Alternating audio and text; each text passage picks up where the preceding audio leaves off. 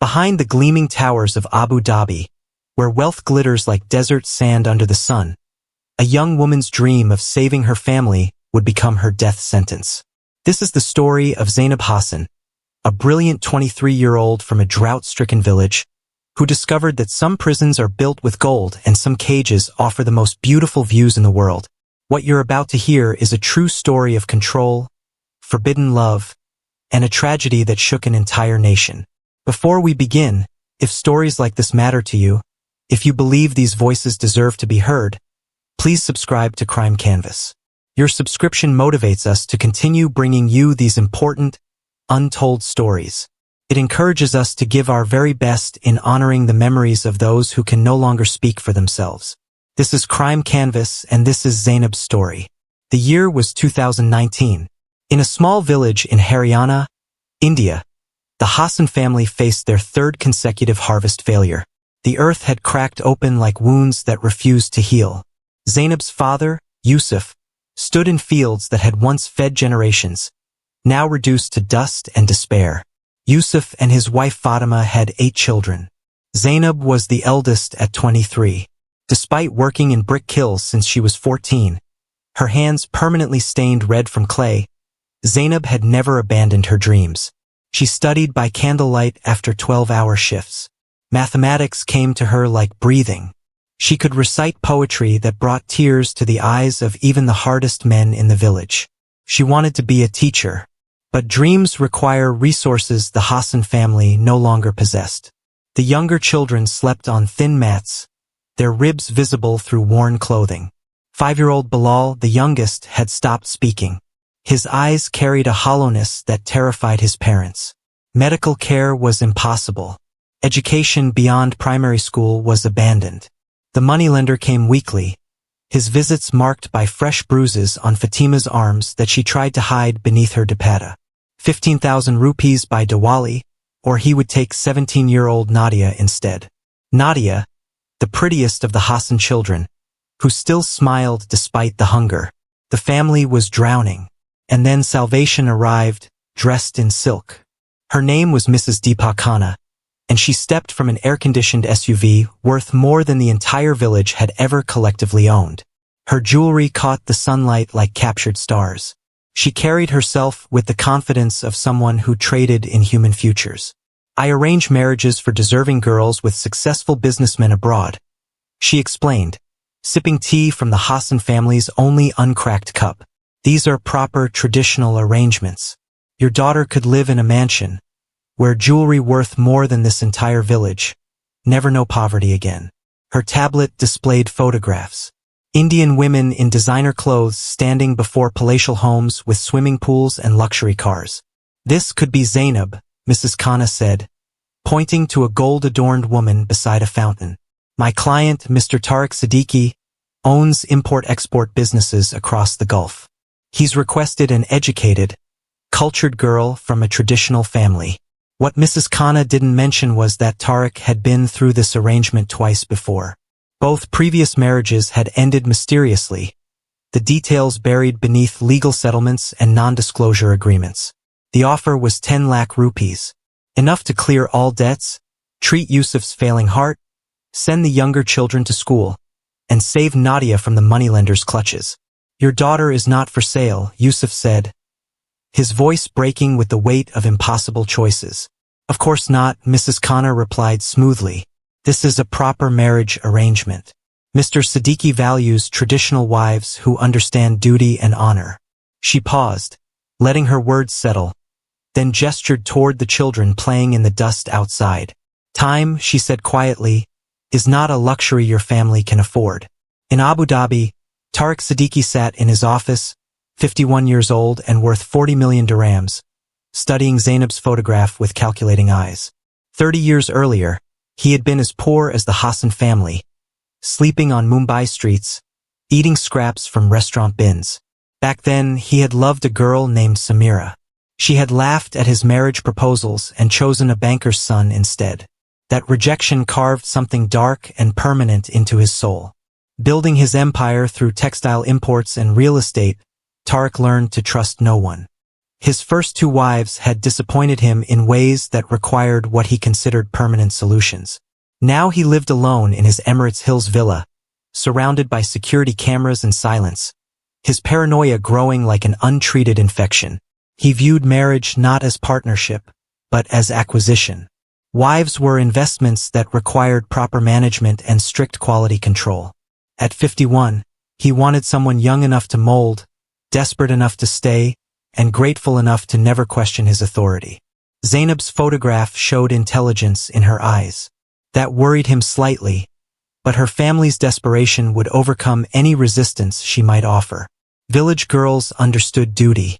Village girls knew their place. The contract was drawn. The arrangements made. Another transaction in a life built on transactions. The debate in the Hassan household lasted 3 sleepless nights. The age gap was 28 years. Abu Dhabi seemed impossibly distant. The marriage broker's promises felt too smooth, too practiced. "I don't trust this woman," Yusuf confided to his wife. "But what choice do we have?" Fatima whispered back. "The moneylender returns in 1 week." Zainab listened from the corner, thinking of her friend Aisha, who had married locally and already bore the marks of mistreatment from her in-laws.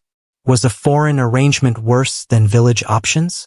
At least her sacrifice might save her siblings. At least Bilal could receive medical treatment. At least Nadia would be safe. The wedding ceremony was rushed, held in the village temple with no relatives invited due to Tariq's claimed privacy concerns. He participated via video call for exactly 10 minutes before disconnecting. Zainab wore her grandmother's faded red sari, the family's last unsold heirloom. As the priest chanted Sanskrit verses she barely understood, Zainab felt like she was attending her own funeral. The morning of departure, she hugged each sibling, memorizing faces she might never see again. Little Bilal finally spoke. "Sister, don't go," he said in a voice that shattered her heart into pieces. Her mother pressed a silver pendant into her palm, her last remaining piece of jewelry. "Remember who you are?" Fatima whispered through tears, as Mrs. Khanna's car pulled away. Zainab watched her childhood disappear through the rear window. The first-class ticket to Abu Dhabi felt like luxury wrapped around a death sentence. The mansion in Emirates Hills rose before her like something from a dream or a nightmare. Massive walls surrounded the property, topped with security cameras that rotated slowly like mechanical sentinels, watching everything, always watching. The house was enormous, sprawling white architecture with columns and fountains. "This way, madam," said Rosa, the Filipino cook and only full-time staff member. "Sir is at the office. I will show you to your room." Zainab's suite was larger than her entire family home. Four-poster bed draped in silk. Bathroom with a tub the size of a small pool. A walk-in closet filled with designer clothes Tariq had personally selected. When she tried to call home using the landline, she discovered it was restricted to internal numbers only. The windows, though large and offering stunning city views, had been permanently sealed shut. Every door except her bedroom required an access card she didn't possess. The Wi-Fi required passwords she wasn't given. Tariq arrived just before dinner that first evening, entering her suite without knocking. "You are thinner than in photographs," he said by way of greeting. "Rosa will prepare special meals. I prefer my women with curves." He spoke as if discussing livestock. During dinner, he outlined her new life with mechanical precision. "Your schedule will be delivered each morning. You will follow it exactly. Your primary duty is maintaining yourself as befits my wife. All communication goes through my secretary for your protection." Abu Dhabi can be dangerous for naive village girls. The next morning revealed what schedule meant. A detailed printout dictated every hour. When to wake, what to eat, when to exercise, what to wear. Even bathroom time was allocated. Within the first week, Zainab discovered cameras in every room except the bathroom. Small black domes in corners that tracked her movements. When she draped a scarf over the bedroom camera, a security guard appeared within minutes. "Sir requires these for your safety, madam," he said without meeting her eyes. "Please do not interfere with security protocols again." The first incident happened on her 10th day. Frustrated by another denied request to speak privately with her mother, Zainab raised her voice to Tariq's assistant. I just want 5 minutes to tell them I'm okay. What kind of arrangement is this? That evening, Tariq entered her room with frightening calm. I understand you've been difficult today. The slap came without warning, sending her sprawling onto the marble floor. You will never raise your voice to my staff again. Your family has been paid for you. They have no further claim. The violence escalated from there. Minor infractions brought swift punishment. Expensive gifts appeared after particularly brutal nights.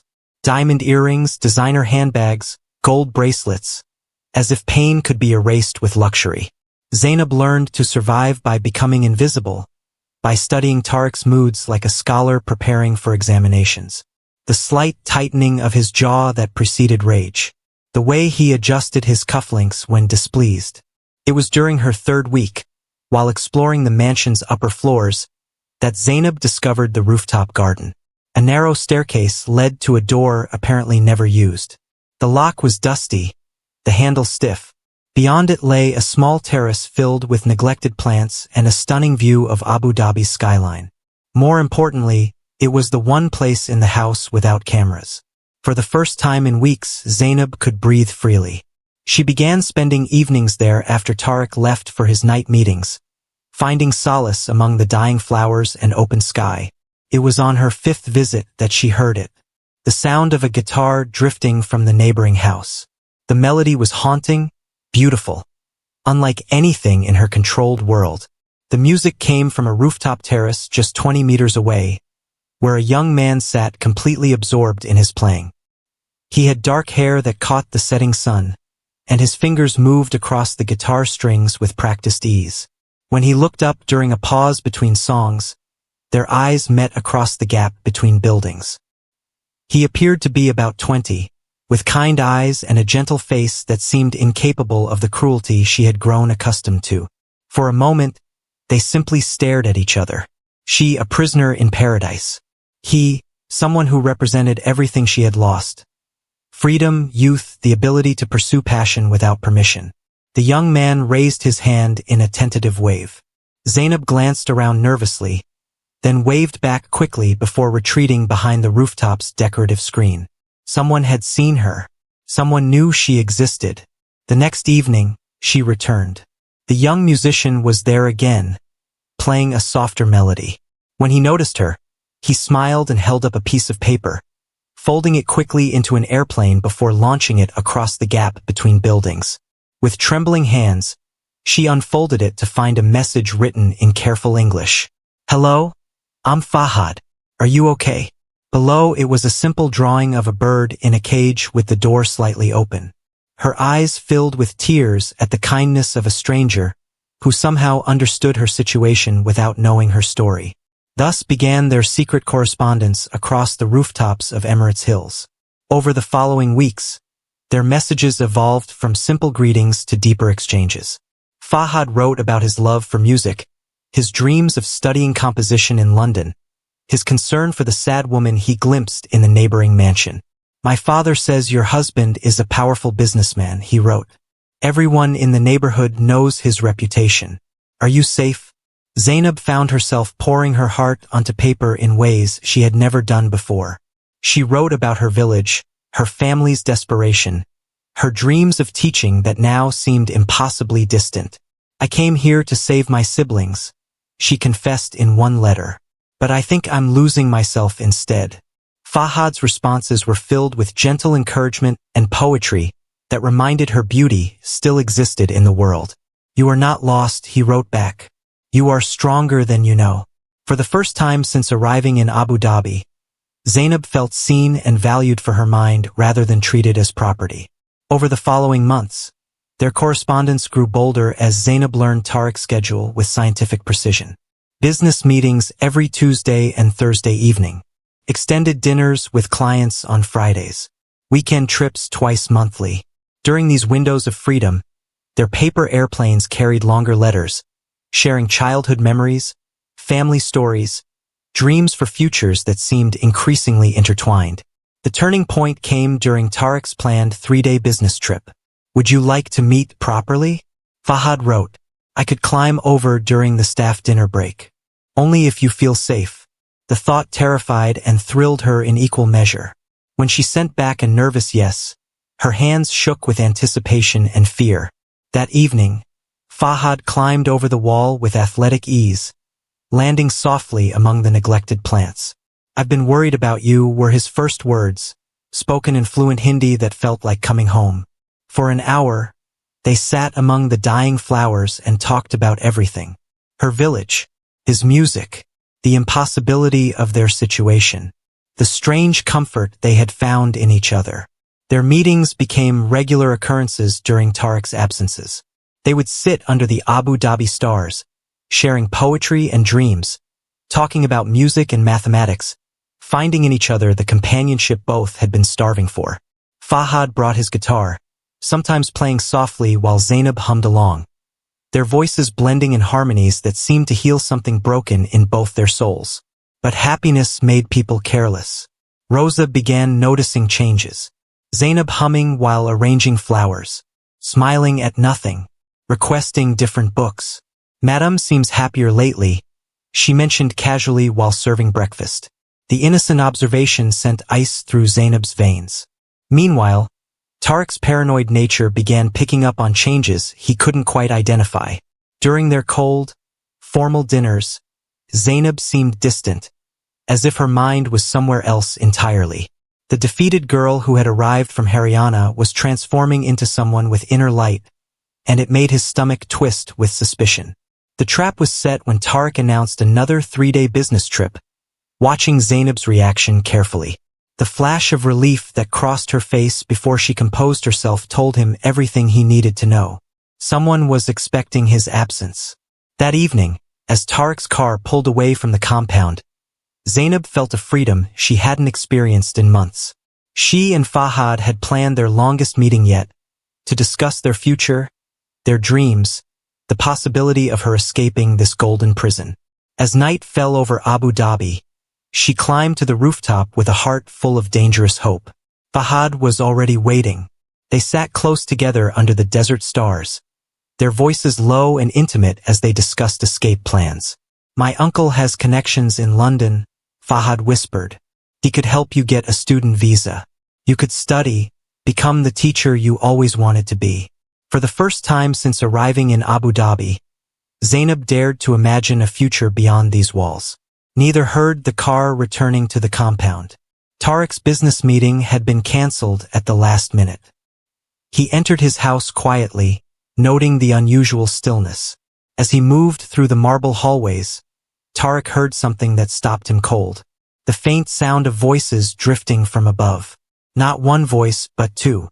He climbed the stairs silently, following the whispered words that grew clearer as he approached the rooftop access. "I love you," he heard Zainab say, her voice carrying more warmth than she had ever shown him. "I know it's complicated, but I can't help it." A male voice responded, young and gentle. "It's not impossible. We'll find a way. I promise you'll be free." Every betrayal Tariq had ever suffered crystallized into pure fury. He turned the handle slowly, stepping onto the rooftop. Zainab and Fahad looked up in horror. "So this is why you've seemed so alive lately," Tariq said, his voice deadly calm. "My wife has been entertaining guests." Fahad immediately stood, placing himself between Tariq and Zainab. "Sir, please, this isn't what you think." What happened next on that rooftop would haunt Abu Dhabi's courts for years to come. Tariq's rage, 30 years in the making, exploded with devastating force. He grabbed a heavy ceramic planter, swinging it at Fahad's head with brutal precision. The young man crumpled to the ground, blood pooling beneath his skull. Zainab screamed, throwing herself toward Fahad's motionless form. But Tariq caught her by the throat. "You think you can humiliate me?" he snarled, his fingers tightening. "You think some boy can take what I bought and paid for?" Zainab clawed desperately at his hands as he lifted her, her feet barely touching the ground. She tried to speak, to beg, to explain, but no air reached her lungs. Her last coherent thought was of little Bilal, wondering if the money Tariq had paid would still save her family now that she was dying. When Tariq finally released his grip, Zainab's body fell beside Fahad's. The silence that followed was deafening. But Rosa had returned early to retrieve forgotten house keys.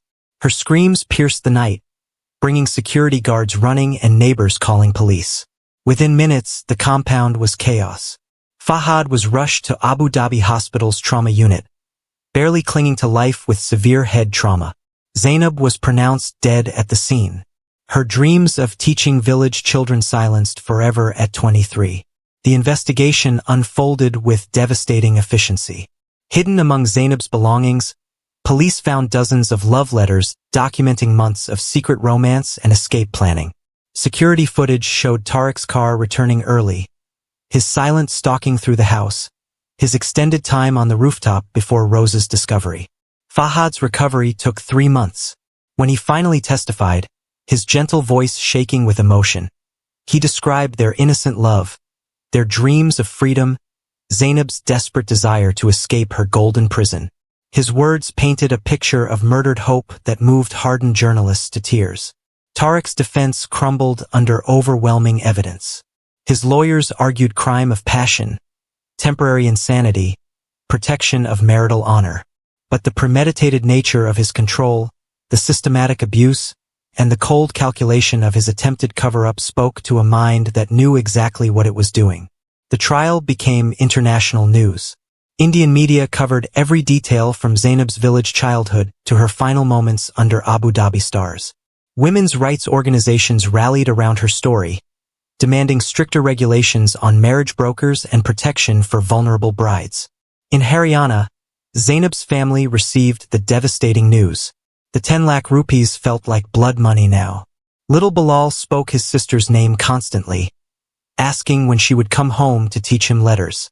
Her parents aged decades and days, carrying guilt that would never leave them. Tariq received life imprisonment without possibility of parole.